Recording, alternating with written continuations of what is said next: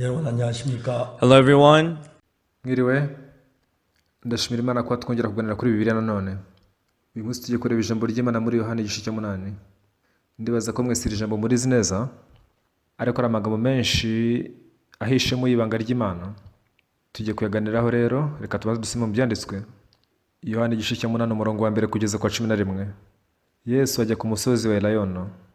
Azinduka mu museke yongera kujya mu rusengero, abantu bose bazahari aricara arabigisha. Abanditsi n'abafarisayo bamuzanira umugore bafashe asambana bamuta hagati. Baramubwira bati, mwigisha, uyu mugore bamufashe asambana. Kandi Mose mu mategeko dutegetse kwicisha amabuye abakoze batyo. None wowe uravuga ngo iki? Ibyo babivuge kumugerageza ngo babone uburyo bamurega, ariko Yesu arunama yandikisha urutoki hasi. Bakomeje kumubaza, arunamuka arababwira ati, muri mwe udafite icyaha bari ubanza kumutera ibuye. Yongera kunama yandika hasi.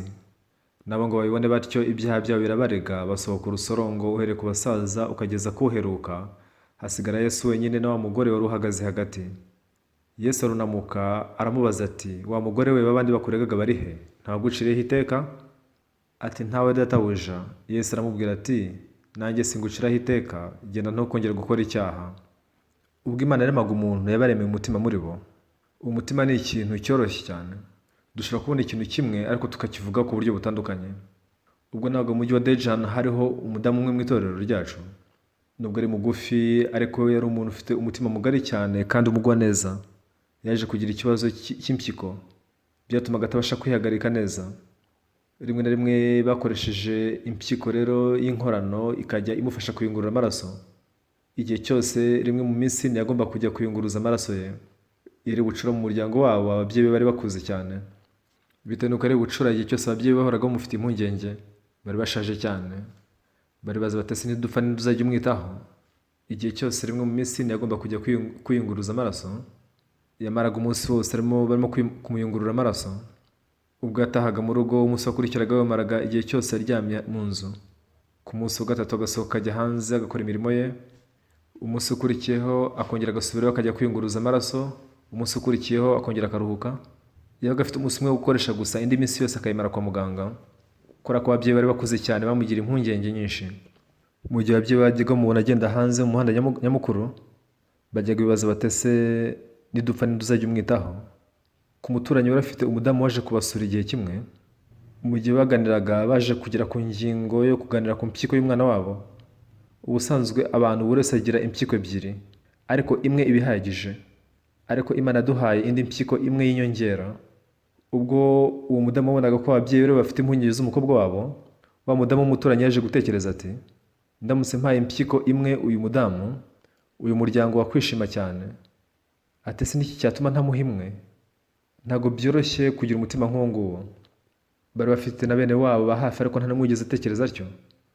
Ariko uwo mudamu w'umuturanyi yaje kubasura arabaganiriza, agira ibitekerezo byinshi muri we. Abantu benshi ubundi bashobora kuba ubuzima bwabo n'impyiko imwe yonyine gusa. Nk'ubu impyiko yanjye iramutse igize ikibazo, nakora iki? Nakoresha indi isigaye. Rero birumvikana ko yabanje kubisaba ababyeyi be. Ati, ndashaka gutanga impyiko yanjye imwe. Ababyeyi baratangaye cyane, ntibari bafite icyo bavuga. Ariko ubwo babonaga uburyo akomeje cyane, ababyeyi byabakoze ku mutima cyane. Baravuga ngo, nk'umubyeyi nanjye ibyo sinabikora, none wowe uracyari muto. Aravuga ngo ntacyo bitwaye gutanga imwe, ntacyo bintwaye. Guhera icyo gihe umudamu nawe yabaye nk'umwe mu muryango wabo. Yabaye nk'umwe mu muryango wabo. Nuko umunsi umwe bajya kwa muganga. Bajya mu cyumba cy'imbagwa. Nuko umuganga abaga impyiko imwe y'uwo nguwo ayishyira muri uwo wundi. Umuryango wabo wose wari uri aho kwa muganga. Bamaze kubabaga, bahise bajyanwa mu cyumba cyo kurwariramo. Bari batarava mu kinya, batarakanguka ngo bave mu kinya. Nuko umubyeyi afata ukuboko k'umukobwa we bimukora ku mutima cyane. Hashize nk'amasaha 2 barakangutse bava mu kinya. Aramubaza ngo, mama, ese kubaga byagenze bite? Bati, numvise ko byagenze neza cyane. Batangiye kuganira ku bintu byinshi bitandukanye. Nyuma yaho umuganga aza kwinjira, atangira kumusuzuma aramubwira ati, kubagwa byagenze neza, amaraso ari gutembera neza. Umuganga aha amazi wa mudamu. Kugeza icyo gihe ntabwo yashobora kunywa amazi neza. Bitewe nuko impyiko itajyaga iyungurura amazi, ntabwo yashoboraga kuyanywa. Ariko ku nshuro ya mbere yatangiye kunywa igikombe cy'amazi noneho. Nuko bamara igihe cyabo baganira ku bintu byinshi bitandukanye. Hashize amasaha abiri wa mukobwa yaje guhamagara nyina ngo kubera iki umpamagaye, ati mama ndashaka kujya kwihagarika. Mbere yaho ntiyajyaga ajya kwihagarika kubera ko impyiko itakoraga neza. Icyo gihe ababyeyi be bari bakuze mu myaka, bari batangiye kubyina barishima cyane, batangira kurira bamena amarira. Guhera icyo gihe uwo mukobwa we yatangiye kubaho ubuzima busanzwe, ariko yakomeje kujyamo imiti.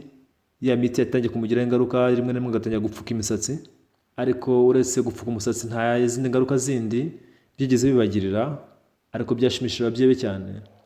Kumuha impyiko nta wundi bashobora kubikora, kandi uwabahaye impyiko ye bahaye nta n'icyo abaciye, barishimye cyane, baranezerwa, barabyina. Yesu we ntabwo yaduhaye impyiko ye gusa, yaritanze aduha ubuzima bwe bwose, aduha byose kuri we. Nk'uko wa mugore yahaye impyiko ye undi mugore ukiri muto kugira ngo abashe kubaho, ni nkaho yamuhaye ubuzima.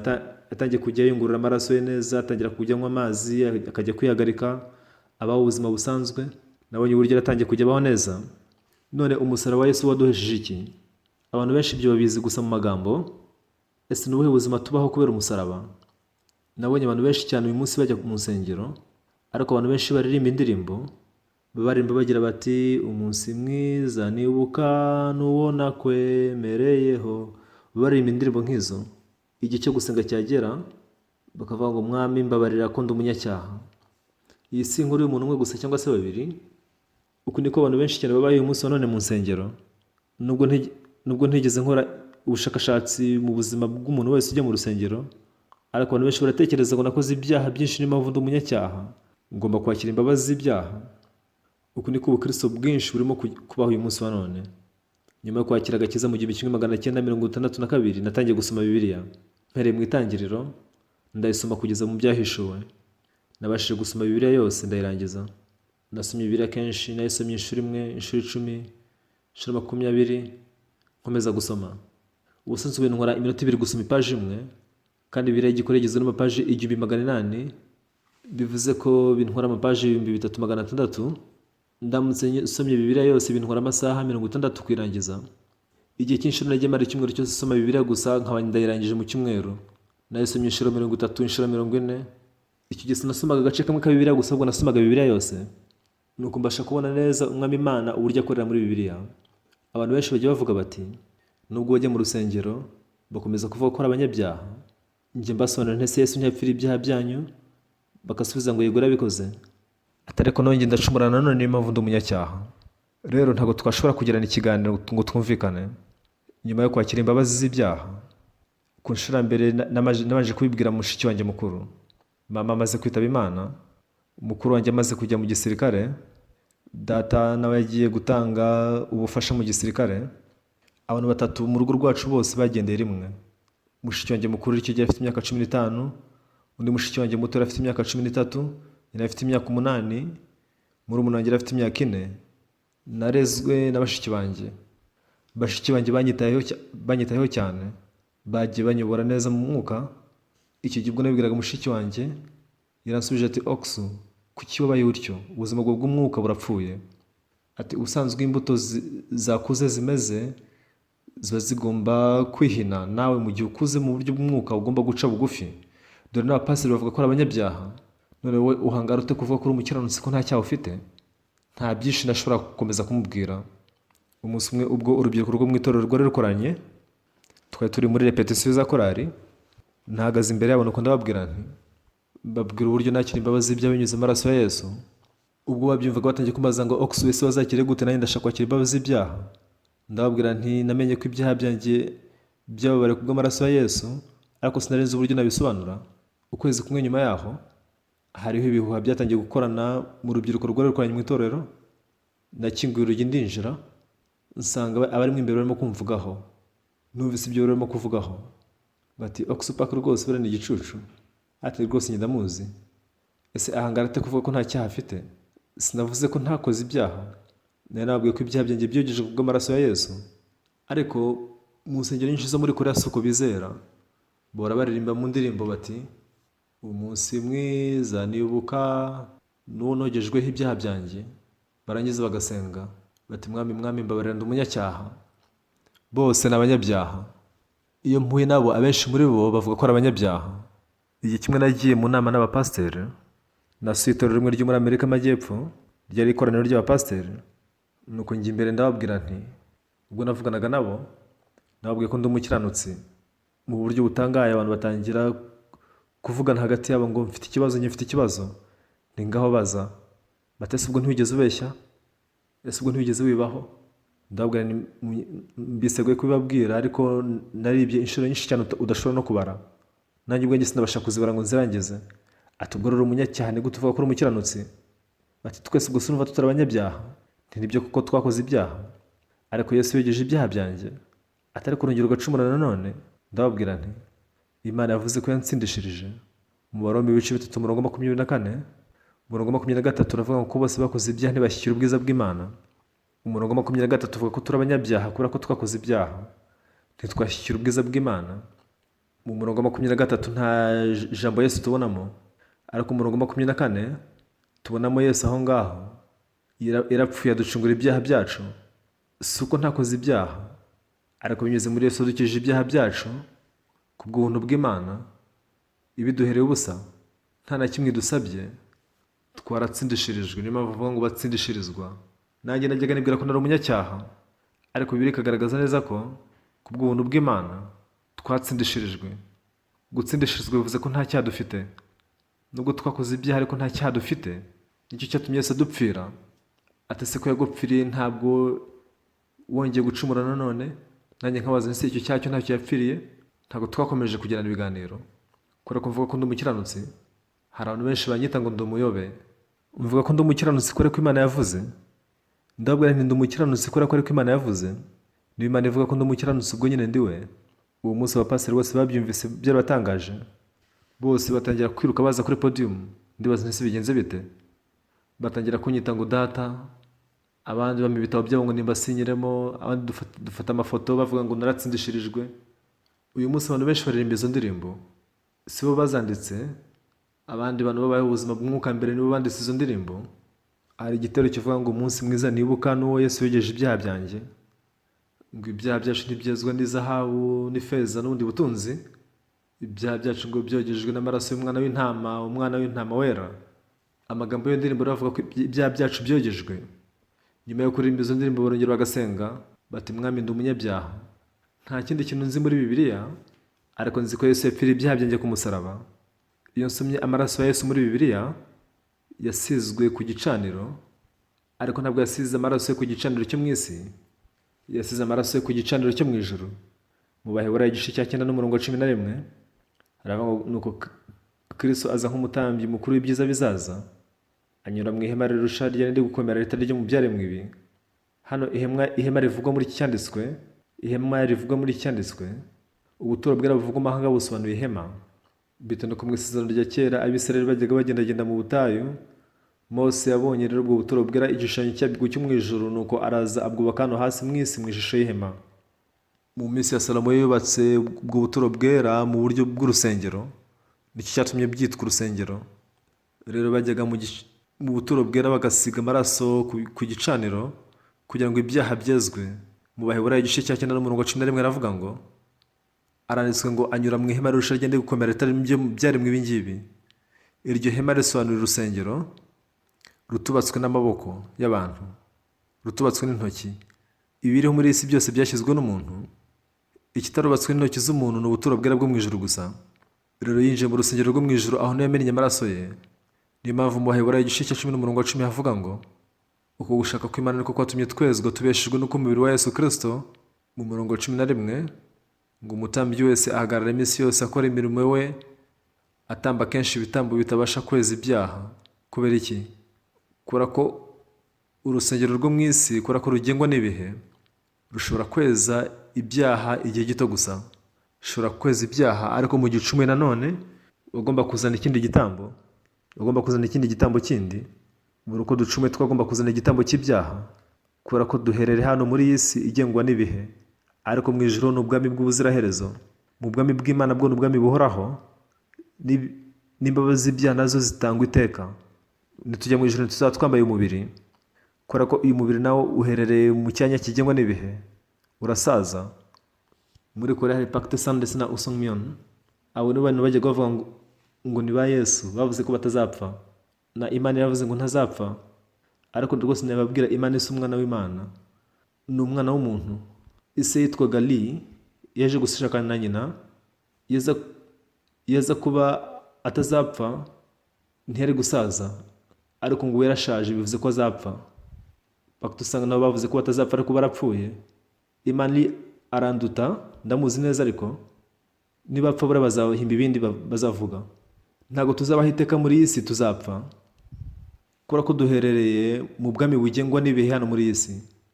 Ariko Yesu yagiye mu ijuru n'amaraso ye bwite, ayamena mu rusengero rwo mu ijuru. Abayobora igice cya 10:11 haravuga ngo, umutambyi wese ahagarara iminsi yose akora umurimo we, atamba kenshi ibitambo bidahinduka bitabasha gukuraho ibyaha. Ibyo bitambo byakoragaho ibyaha ariko bitari by'iteka, kubera ko twe turi mu cyanya kigengwa n'ibihe. Ibyo bitambo byeza ibyaha byacu igihe gito, ariko Yesu yamennye amaraso ye hehe? Mu rusengero rutubatswe n'intoki z'umuntu, rutari nk'inyubako izi ngizi. Ni mu rusengero ruta izindi kuba nziza. Yagiye mu rusengero rwo mu ijuru, aho yamennye amaraso ye. Rero yahindutse umutambyi mukuru w'ibyiza bizaza, yinjira mu ihema rusha ryandi gukomera ryo mu ijuru, kubera ko urusengero rwaho n'ibindi byaho byose bihoraho iteka. Nta kimwe gikura, nta kimwe gisaza, byose bihoraho iteka. Nta kintu kimara igihe gito, byose bihoraho iteka. Aho niho yamennye amaraso ye kugira ngo yeze ibyaha byacu. Rero Yesu Kristo yadusohoreje gucungurwa kw'iteka. Mu Baheburayo igice cya 10:11, umurongo 11, igice cya 10:11 aravuga ngo, kandi umutambyi wese ahagarara iminsi yose akora umurimo we, atamba kenshi ibitambo bidahinduka bitabasha gukuraho ibyaha. Ibitambo byo mu isi byezaga ibyaha byacu igihe gito. Umurongo 12 wo kavuga ngo, ariko wa wundi we amaze gutamba igitambo kimwe cy'iteka cy'ibyaha, Yesu kubera ko yagiye mu buturo bwera bwo mu ijuru buhoraho iteka, kubera ko amennye amaraso ye aho ngaho mu rusengero ruhoraho iteka. Niyo mpamvu ibyaha byacu byogejwe iteka ryose. Niyo mpamvu yadusohoreje gucungurwa kw'iteka. Gucungurwa kw'iteka nibyo, kuko ibyaha byacu byogejwe iteka ryose. Si uko ducumura tukeza ibyaha byacu buri munsi, ahubwo niwe wadusohoreje gucungurwa kw'iteka.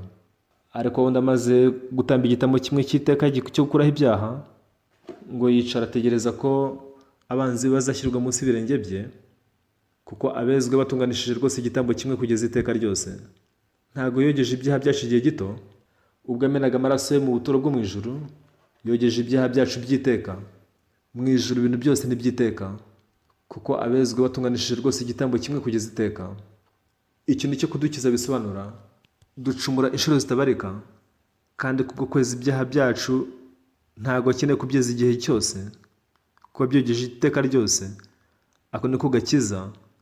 Abantu benshi ko batazi neza amagambo mu Baheburayo, bakomeza kurikira ibitekerezo byabo bakita abanyabyaha, kubera ko batazi uburyo ibyaha byabo byogejwe. Abayobora igice cya 10:14 haravuga ngo, kuko abezwe batunganishije rwose igitambo kimwe kugeza iteka. Amaraso ya Yesu Kristo yamenetse mu bwami bw'ubuziraherezo, si mu bwami bugengwa n'ibihe. Icyo nicyo cyatumye dusohoreza gucungurwa kw'iteka. Icyo nicyo Bibiliya ihamya. Niyo mpamvu Imana ivuga ko turi abakiranutsi. Mu gihe tutakira imbabazi z'ibyaha dukomeza gukorana amakosa, no mu gihe twakira imbabazi z'ibyaha dukomeza gukora amakosa. Nicyo cyatumye yeza ibyaha byacu iteka, kubera ko ibingibi yarabizi neza.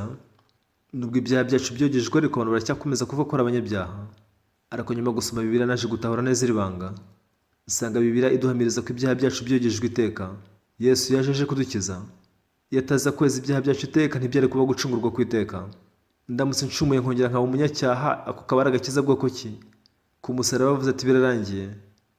Niba ibyaha bitararangiye, ni gute kuvuga ko birangiye? Abantu benshi mu gihe batazi Bibiliya neza, bagerageza gushyikiranya ibyo bazi n'ibyanditse muri Bibiliya. Ariko bakundwa, Yesu yogeje ibyaha byacu. Ntabwo abantu benshi batekereza ko yogeje igice agasiga ikindi gice, ariko nyamara yogeje byose, nta n'agace na kamwe yasize. Yaratwejeje kandi aradukesha. Ariko abantu benshi baracyavuga ko bagikeneye kwatura ibyaha byabo. Mumbabare kubibabwira, ariko ku kijyanye no kweza ibyaha byacu nta kintu twabikoraho. Uyu si umurimo tugomba kugira icyo dukoraho. Uramutse ushyizeho amaboko yawe, ntabwo kaba kakira agakiza ka Kristo. Agakiza kagomba gutangwa na Yesu kose uko kakabaye. Ku by'agakiza kanjye ndamutse ngerageje kugira ibyo nkora Yesu akamfasha, icyo gihe ntabwo kaba ari agakiza, ahubwo bwaba ari ubufasha. Turamutse twongeyeho umurava wacu cyangwa se tugashyira akacu, ntibyaba bikiri ubuntu, ntikaba kakira agakiza.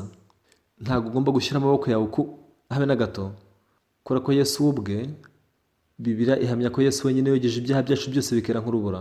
Ese ibi bishimishije bingana iki? Maze kwizera ku kuri, ibyaha byanjye byogejwe byera nk'urubura, ijambo ry'Imana ryinjira mu mutima wanjye, kandi buri gihe uko nsomye Bibiliya Imana inyemerera gutahura ibintu byinshi. Kuri inshuro nagiye muri Amerika, ibi nabeganirira abantu benshi. Hari ibisengero binini cyane bya rutura. Muri Leta Zunze Ubumwe za Amerika hari amatorero menshi cyane kandi manini. Natumiwe n'abo bapasiteri nuko mbaganirira ibi ngibi. Baratangaye cyane. Ibigo byinshi by'itangazamakuru byadukoreye interview nuko birayitambutsa. Kugeza ubu ngubu ibigo by'amateleviziyo 48 muri Amerika birimo gucishaho ibyigisho byacu. Hariho indi imwe muri Manhattan irimo gucisha ibyigisho byacu ngo zimaze kuba 50. Iyo bakira akagakiza gahebuje cyane bakorwa ku mutima. Igihe kimwe nasuye itorero riri mu mujyi wa Nashville, nuko bampa iteraniro rya mu gitondo n'iry'umugoroba ngo nimbigisheyo. Mu gihe nabwirizaga ijambo ry'Imana mu gitondo, pastor wabo yaratangaye. Nyuma yo gusangira ifunguro rya saa sita narimo kuruhuka, ntabwo yari ameze neza, yagenderaga mu igare ry'abamugaye, aza kundeba arambwira ati, pastor, itorero ryose ni ryawe, icyo uzashaka cyose ndagusabye utuyobore. Yari arimo kumena amarira ati, uyu munsi ibyaha byanjye byababariwe. Yakozwe ku mutima cyane. Ese mutekereza ko atarangije ishuri rya teolojiya? Yari umupasiteri w'itorero rinini cyane. Abapasiteri b'Abanyamerika bafite umutima ufungutse cyane n'abanyakuri. Kubasha kubwiriza ubutumwa bwiza, iki ni ikintu dushimira Imana. Buri mujyi wose dusuye, iyo tubwirije mu matorero yabo, batuyobora kuri itorero rindi tujya kubwirizamo. Hari itorero rimwe pasiteri wabaye ntumiye kubwiriza mu itorero ryabo, nuko njyayo. Hari abapasiteri benshi batuvugaga nabi. Uwo mupasiteri yatubwiye icyo bumvanye, nuko iminota 30 yo kubwiriza mu gitondo. Igihe cyari cyagenwe ko ari iminota 30, nuko mbwiriza iminota 30. Itorero ryose ryakozwe ku mutima. Abantu nyuma saa sita baje ari benshi. Nyuma saa sita urusengero rwose rwari ruzuye abantu. Uwo munsi nabwirije iminota 45. Mu gihe nabwirizaga nibagiwe igihe, nuko ndangiza icyigisho cyanjye. Nuko pasiteri ahamagara abapasiteri bose bamwungirije, bavugana natwe, bose bakorwa ku mutima. Bati, mureke dukorane. Nabo byabakoze ku mutima cyane. Abapasiteri b'Abanyakuri ntibatuzi neza. Abatuzi neza ntabwo batwita abayobe. Bajya bavuga ngo ntitujya dusenga. Turasenga cyane, sibyo? Bavuga ko dukora ama business. Ese nta business dukora?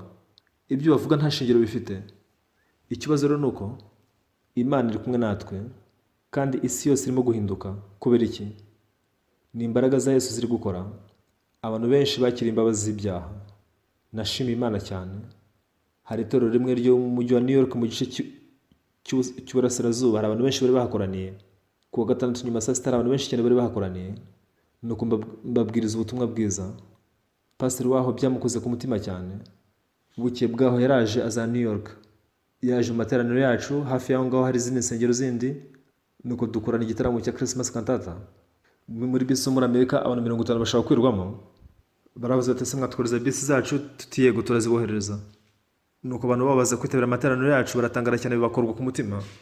Hari abarezi bo muri Amerika ndetse n'abayobozi b'amashuri. Ugendeye ku mategeko ntabwo agomba kuvuga Bibiliya ku ishuri. Narababwiye, ese kuki mukeneye kuvuga Bibiliya? Mushaka kuvuga gusa ngo hari umuntu witwaga Yesu? Kura ko mu gihe twigisha ariko tuvuga Buddha, tukavuga Confucius. Bishimiye cyane kunyumva. Imana rero iri kongera gusana Leta Zunze Ubumwe za Amerika. Ndabishimira Imana cyane. Rero twabwirije ubutumwa bwiza bw'igiciro cyane Imana yaduhaye. Twaganiriye ku nkuru y'umugore afashwe asambana muri Yohana igice cya 8. Reka tuyiganireho. Mu gitondo cya kare Yesu arimo kwigishiriza mu rusengero. Abafarisayo n'abanditsi baza basanga Yesu bashoreye umugore wafashe asambana. Nuko baramubwira bati, databuja, uyu mugore yafashwe ari gusambana, kandi Mose mu mategeko yadutegetse kwicisha amabuye y'abakozi batyo, none urabivugaho iki? Yesu ntacyo yigeze abivugaho. Yarunamye gusa atangira kwandikisha urutoki hasi. Abayobozi ba gikristo benshi ku isi bajya bibaza icyo Yesu yandikaga hasi.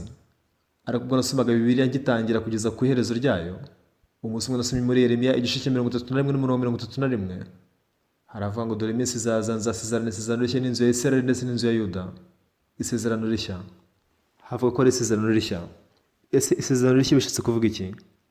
Avuga ko azashyiraho isezerano rishya. Iryo sezerano muri ya sanduku yabikugamo amategeko 10. Muzi ukuntu bayitaga? Bayita isanduku y'isezerano. Yitwa isanduku y'isezerano. Kuki bayise isanduku y'isezerano? Kubera ko Imana yabasezeranije iri isezerano. Mbere yuko ibaha amategeko 10, Imana yagiranye amasezerano n'Abayisiraheli iti nzabaha amategeko mashya, nimwumvira amagambo yanjye mukayubahiriza neza, muzabona umugisha mu majya no mu maza. Byanditswe mu Gutegeka kabiri igice cya 28, mu Gutegeka kabiri igice cya 19 aranditswe ngo nimuyubahiriza muzahinduka ubwoko bwera, muzaba abatambyi. Mu gihe yazaniraga Abisirayeli amategeko, Abisirayeli bamusubije bati, aya magambo yose utubwiye nimuyubahiriza muzabona umugisha. Bati tuzubahiriza ayo magambo yawe. Baramusezeranya. Nicyo cyatumye amategeko 10 yitwa amasezerano. Ariko se Abisirayeli bubahirije iryo sezerano? Baravuze bati yose tuzubahiriza. Mu Gutegeka kabiri igice cya 28 ngo nimwumvira amagambo yanjye yose mbategeka uyu munsi, muzabonera umugisha mu majya no mu maza, muzabonera umugisha mu cyibo muvugiramo, imbuto zo mu rugo rwawe, imikumbi yawe. Hakomeza kuvuga ngo muzabona umugisha, muzabona umugisha, muzabona umugisha. Mu Gutegeka kabiri igice cya 28 ngo niwumvira uzabonera umugisha mu majya no mu maza, mu cyibo cyawe. Ngo nimutayubahiriza nanone muzavumwa mu majya no mu maza, uzavumwa mu cyibo cyawe uvugiramo, imikumbi yawe ndetse n'amatungo yawe. Nuko ibyo bihinduka isezerano. Ariko se barayubahirije? Reka da, kuva icyo gihe nta n'umwe wigeze ayubahiriza. Benshi cyane barapfuye. Uwo munsi abantu 300 barapfuye. Niyo mpamvu mu Baroma igice cya 8 umurongo wa 3 uravuga ngo ni itegeko ry'icyaha n'urupfu. Rero uyu mugore wazaniwe Yesu Kristo yari yarasambanye, n'impamvu yagombaga gupfa. Si gusambana gusa, n'igihe wabeshyaga wagombaga gupfa. Byose byari byuzuyemo umuvumo. Nta muntu umwe wigeze wubahiriza amategeko yose neza. Ntawubahirije amategeko yose neza. Nubwo kwemeza kwibahiriza guhera ubu ngubu, none ibyaha twakoze imbere dutekereza ko byo byakwibagirana? Oya. Nubwo wakwemeza kwibahiriza neza guhera ubu, yayandi wishe iyo agumaho kandi uba ugomba kuyihanirwa. Kubera ko ibihembo by'icyaha urupfu uba ugomba gupfa. Umuntu arabwira ngo ubu ngubu natangiye kubahiriza amategeko guhera ubu ngubu niyemeje, ariko bivuze ko nta muntu umwe wigeze abasha kwibahiriza. Mu mategeko nta kindi kirimo uretse imivumo gusa. Abantu bakomeje gupfa. Ndamutse mbayeho ubuzima butunganye guhera ubu, ntacyo byaba bimaze, kubera ko igihe wayishe biba bigeze ku iherezo. Imana uko niko imeze. Muri Yeremiya igice cya 31 n'umurongo 31 haravuga ngo kuko nzasezerana isezerano rishya. Isezerano rya mbere uyubahirije ubona umugisha, wayica ukavumwa. Ugende ku isezerano rya mbere bose baravumwe. Haravuga ngo nzasezerana isezerano rishya. Mu gice cya 31 n'umurongo 32 haravuga ngo ni ku Uwiteka avuga. Iri sezerano ni ukuvuga ngo aya mategeko ngo nzabasezerana isezerano rishya ridahuye n'iryo nasezeranye n'abasekuruza babo ku munsi nabafataga ukuboko nkabavana muri Egiputa. Rya sezerano bahabwa bavanwaga muri Egiputa n'iya mategeko. Muri aya mategeko igihe uyubahirije ubona umugisha, wayica ukavumwa. Ariko nta muntu ubashije kubahiriza ayo mategeko. Abantu bose byabaye ngombwa ko bapfa imbere y'ayo mategeko. Niyo mpamvu amategeko yiswe amategeko y'icyaha n'urupfu. Niyo mpamvu Imana yaduhaye isezerano rishya. None isezerano rishya ni irihe? Kumenya ko twakoze ibyaha. Yayizi neza ko twakoze ibyaha kandi ko dukeneye kuzezwa ibyaha byacu. Niyo mpamvu itigeze dusaba ko twakwiyeza ibyaha byacu. Iravuze ngo kuko nzababarira gukiranirwa kwanyu. Mu gice cya 31 n'umurongo 32 aravuga ko isezerano nzasezerana nabo hanyuma y'iyo minsi ngiri nzandika amategeko yanjye mu mitima yabo kandi mu nda yabo niho nzayandika. Umurongo 34 iryo tegeko ni irihe? Kandi ntibazigisha ngo umuntu wese yigishe mugenzi we n'undi yigishe uwo avindimwe ati menya Uwiteka, ko bazamenya bose uhereye ku woroheje hanyuma y'abandi ukageza ku ukomeye. Ni ku Uwiteka avuga ko nzababarira gukiranirwa kwabo kandi icyaha cyabo sinzakibuka ukundi. Reka turebe mu Baroma ibice 3 umurongo 20. Ese aho havuga ngo iki? Abaroma ibice 3 umurongo 20 haravuga ngo kuko imbere yayo ari nta muntu uzatsindishirizwa n'imirimo itegetswe n'amategeko, kuko amategeko aramenyekanisha icyaha. Nta muntu ushobora kuba umukiranutsi binyuze mu mategeko. Niyo mpamvu Imana yashyizeho iri tegeko rishya, ari ryo sezerano rishya. Isezerano rishya. Isezerano rishya ni irihe? Ngo kuko nzababarira gukiranirwa kwabo kandi icyaha cyabo sinzakibuka ukundi. Iri rero ni isezerano ry'Imana.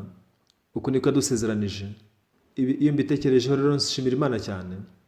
Mu isezerano rya mbere twaboneraga umugisha mu mirimo yacu, ariko mu isezerano rya kabiri ni Yesu weza ibyaha byacu kandi abikora byiteka.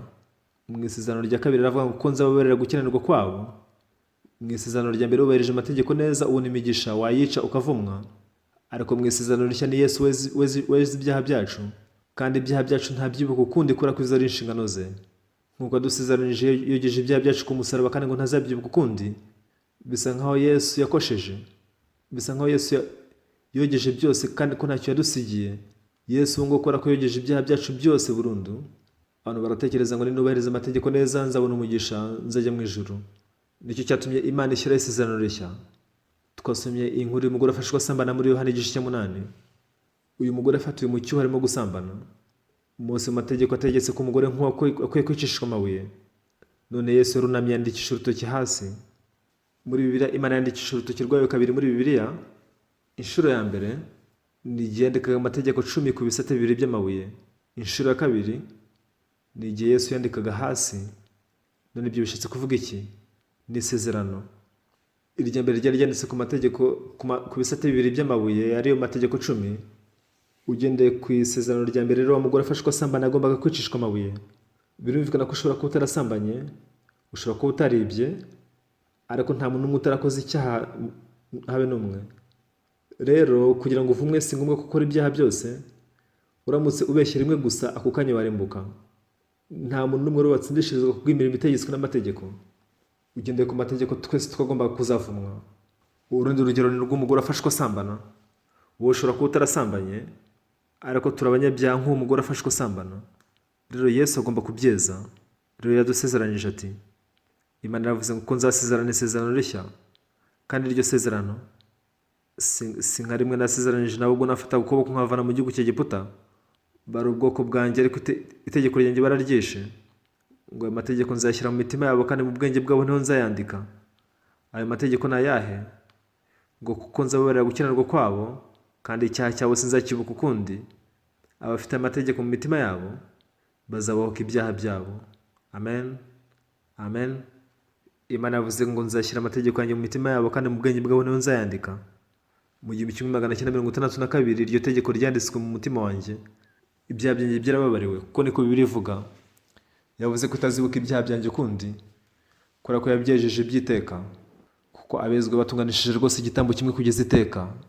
Abantu ikintu bibeshyaho nuko bavuga ko bagomba kwiyeza, bavuga ikintu cyo kwezwa. Bishatse kuvuga iki? Bivuze ko ari nkaho tutejejwe. None Yesu yogeje ibyaha byacu, ntabwo dukeneye kwiyeza ubwacu, ahubwo binyuze mu maraso ya Yesu twarogejwe mu buryo butunganye, twagizwe abera. Dukwiye kubyizera gusa. Ninde muntu ushobora kwezwa n'imirimo ye bwite? Nta n'umwe. Tubasha gutsindishirizwa gusa kubw'amaraso ye. Ni Yesu udutsindishiriza. Ninde wundi wakoze ibyaha byacu? Umugore afashwe asambana nawe niko yarameze. Nta n'umwe washoboye kumutera ibuye. Yarabwiwe ngo udafite icyaha muri mwe nabo babanza kumutera ibuye, ariko nta n'umwe wigeze rimutera. Nubwo batigeze basambana ariko nabo bari abanyabyaha nk'uwo mugore, byatumye bagenda. Yesu aramubwira ati, nanjye singuciraho iteka. Kubera iki? Kuko nzababarira gukiranirwa kwabo kandi icyaha cyabo sinzakibuka ukundi. Kuko yabisezeranije kuko yogeje ibyaha byacu, kandi ntazibuka ibyaha byacu ukundi.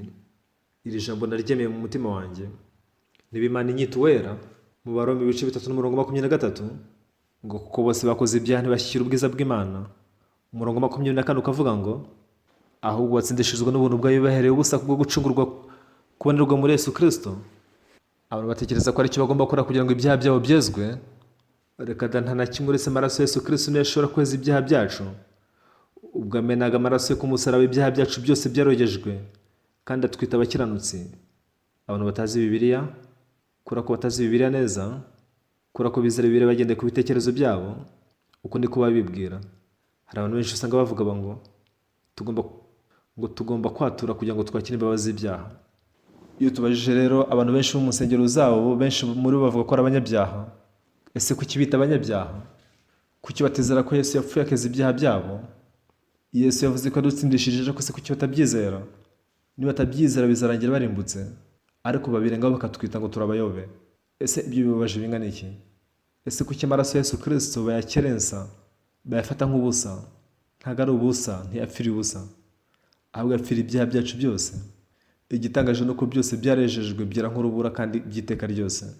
Ubu ni bwo butumwa bwiza mbwiriza. Hari abapasiteri bazi Bibiliya, iyo bumvise mvuga ibingibi baratangara. Mu ishuri ryacu rya teolojiya, twafunguye ishuri rya teolojiya ku bapasiteri bose bo mu isi. Ubu ryamaze kwiyandikisha kandi twatangiye ishuri rya teolojiya. Kugeza ubu dufite abantu 11,000 biyandikishije. Abenshi muri bo ni abapasiteri, amasomo yacu mu ishuri rya teolojiya arahebuje cyane, bakozwe ku mutima cyane. Hari abapasiteri benshi barimo kwiga mu ishuri ryacu rya teolojiya. Ubwo twatangiraga iki gihembwe gishya, naravuze ntiturangiza mu ishuri ryacu rya teolojiya rya Good News, nyuma yo gufata amasomo y'imbonankubone, baza bujuje ibisabwa kugira ngo dukorane muri Good News Mission. Bashima Imana cyane. Dufite abakozi b'Imana bakeya. Ubu ngubu umwaka umwe ugiye gushira. Ubu igihe kitageze ku mwaka kirashize. Nyuma y'umwaka umwe nushira, tuzagira abantu bagera ku 8,000 bazaba basoje amasomo. Tuzagira ubuhamya bwinshi cyane buturutse kuri bo. Mu busanzwe mu ishuri rya teolojiya abantu biga ibijyanye n'ubumenyi, bakiga amasomo y'Igiheburayo ndetse n'Ikigereki, ariko ikintu kibabaje ni uko ntabwo babasha kwiga neza uko umuntu yakira imbabazi z'ibyaha, nubwo bita na nyuma y'imyaka 10 bakomeza kwita abanyabyaha. Ibi mba nifuza kubivugaho nabo. Abakuru mu itorero bamaze gutanga ibyabo byose ku itorero, iyo bagiye gupfa bahinda umushyitsi, bati ubu ngubu ngiye gupfa. Uku nako Perezida Ghana yarameze. Yari umuperezida w'umwizerwa ukomeye cyane.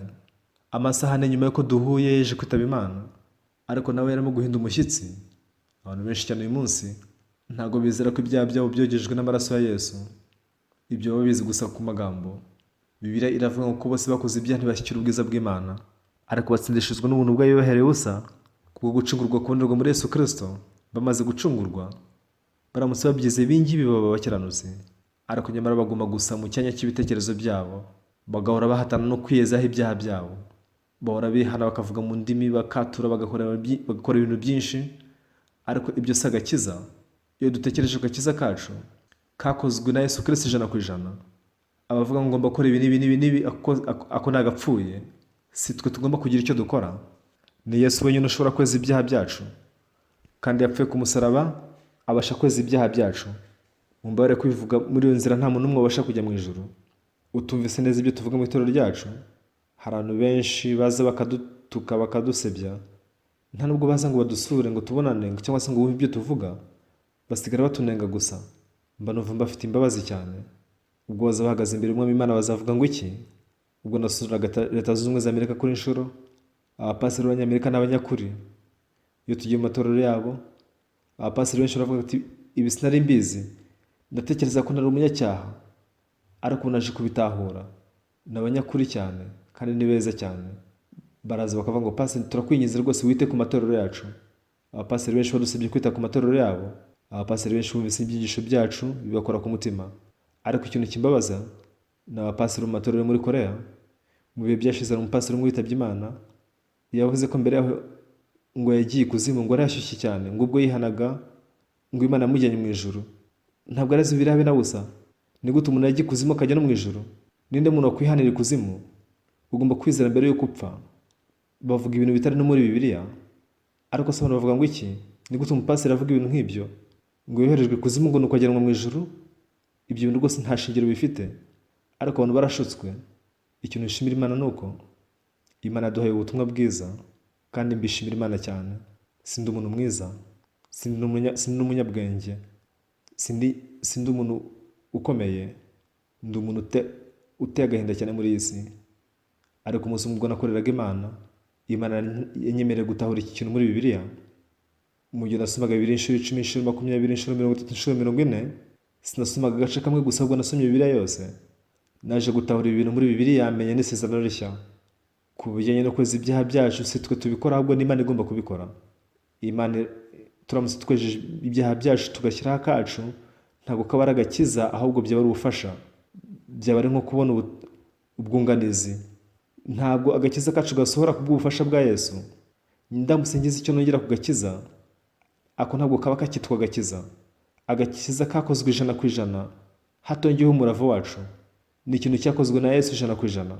Ariko abantu bigisha abayoboke babo ngo tugomba gukora ibintu nk'ibyo, bigisha ibipfuye. Nta murimo tugomba kwikorera ku bwacu. Abakora bishyuza ubwishyu, ntabwo bakira ubuntu, ntibabyakira nk'ubuntu.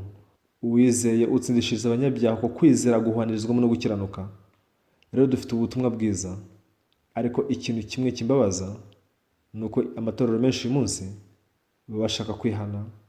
Bagomba kugarukira ubutumwa bwiza bw'ukuri. Hari abapasiteri benshi batazi Bibiliya neza, bapfa kuvuga ngo bavuga ko bagiye ikuzimu ngo bihaniye ngo bajya mu ijuru. Ese ibyo ni ibiki? Kuko nk'umupasiteri ni gute wangara kuvuga ibintu nk'ibyo? Uramutse ujyanywe mu ijuru uva mu ikuzimu, iki gihe ntabwo haba ari n'ikuzimu. Abapasiteri benshi, abakuru bo mu itorero benshi, iyo bagiye gupfa baratitira, baba barakoze cyane, baragize umurava mwinshi, ariko bagiye kwitaba Imana ntabwo baba batuje. Ntabwo dushobora gusohoza agakiza kubw'ibikorwa byacu. Ntukagire icyo ukora. Yesu abikoze wenyine nibwo bishobora gukoreka neza. Mu rugo dukora za keke zikoze mu muceri, nanjye nababwiye ko ndi bubikore, barangije bampa ibikoresho byabyo. Uko nagerageza kubikora kose ntabwo byasaga nk'ibyakozwe na mama wanjye. Ibyo nkoze n'ibyo mama wanjye akoze biba bitandukanye cyane. Iki kimwe nk'umugore afashwe asambana, yaracumuye. Twaracumuye ariko ku buntu bwa Yesu Kristo 100% ibyaha byacu byarogejwe. Ntabwo byakozwe n'umurava wacu ko ibyaha byacu byezwa. Ntabwo tugomba gushyira amaboko yacu. Byakozwe n'ubuntu bwa Yesu gusa 100%. Tugomba kubwiriza ubutumwa bwiza. Niringiye ko wakwizera ubutumwa bwiza. Agakiza kacu nikava mu mirimo, ahubwo ni ubuntu. Agakiza no mugisha w'Imana, ni impano y'Imana. Ntugomba gushyiraho akawe habe na busa. Wibeshye ugashyiraho akawe uzaba ubyishe. Byose bigomba gukorwa na Yesu. Ukwiye kubyemera gusa kubwo kwizera. Ako niko gakiza. Ubu butumwa bwiza ndetse n'aka gakiza tubibwiriza mu isi yose. Nimureke tubibwirize. Abantu nibabyumva bazabitahura. Nibafunga imitima yabo ntabwo bizarangira neza. Abantu batatuzi bapfa kuvuga ibintu bishakiye nk'abatuzi. Muzi uburyo dusenga ukuntu ari cyane, ariko bavuga ko tutajya dusenga, bavuga ko twikorera ngo amabizinesi. Numvise ibyo bintu byose bidafite ishingiro. Numvise mbagira imbabazi cyane, ariko twizeye Imana, twakira imbabazi z'ibyaha. Yesu Kristo niwe wabikoze wenyine gusa. Turamutse dushyizeho akacu twaba tubyishe. Murabyumva? Bikorwa na Yesu. Yesu wenyine gusa niwe wogeje ibyaha byacu. Turamutse dushyizeho akacu, Yesu yakwihagararira. Biramutse bikozwe na Yesu, agakiza kazabasha gusohozwa na Yesu. Hari insengero nyinshi cyane bavuga ko bakwiye gukora ibi n'ibi kugira ngo bakire agakiza, ariko ibyo si bishingiye kuri Bibiliya. Tugomba kumenya gutandukanya, tugomba kumenya kubitandukanya. Niringiye ko muzabwiriza ubutumwa bwiza namwe. Murakoze cyane. Reka dusenge. Mana Data, turagushimiye. Iyo tuzakora ikintu icyo ari cyo cyose mu bintu 10, ibyo dukora ntabwo bitunganye, ariko biramutse bikozwe nawe, ibyaha byacu byezwa nawe. Kandi Mwami niwe wadutsindishirije, niwe watwejeje. Mwami Yesu, Mwami udupfire ku musaraba, weza ibyaha byacu byose burundu, kandi waratwejeje. Turaguhimbaje Nyagasani. Ntacyo duciye kubwo buntu, twabyimye mu mitima yacu. Abakoraniye hanga bose, abarimo kumva iki gitangazamakuru bose, bakundira bemera amagambo, utitaye ku mirimo yabo n'ibikorwa byabo, ubemerere kwizera kukuri kw'ibyaha byabo byose byogejwe na Yesu wenyine. Utwemere imitima yacu iyoborwe n'Umwuka Wera. Uyu mugore afashwe asambana si we wikoreye ku giti cye, ubwo yakiraga imbabazi z'icyaha binyuze mu buntu bwa Yesu. Natwe tumeze nk'uyu mugore, twe dushobora kuba tutarasambanye, ariko twakoze ibindi byaha byinshi. Ariko Yesu wogeje ibyaha byacu byose, kandi wogeje ibyaha byacu byose ku musaraba, waradutsindishirije. Turagushimiye Nyagasani. Dusenze twizeye mu izina rya Yesu. Amen. Murakoze cyane.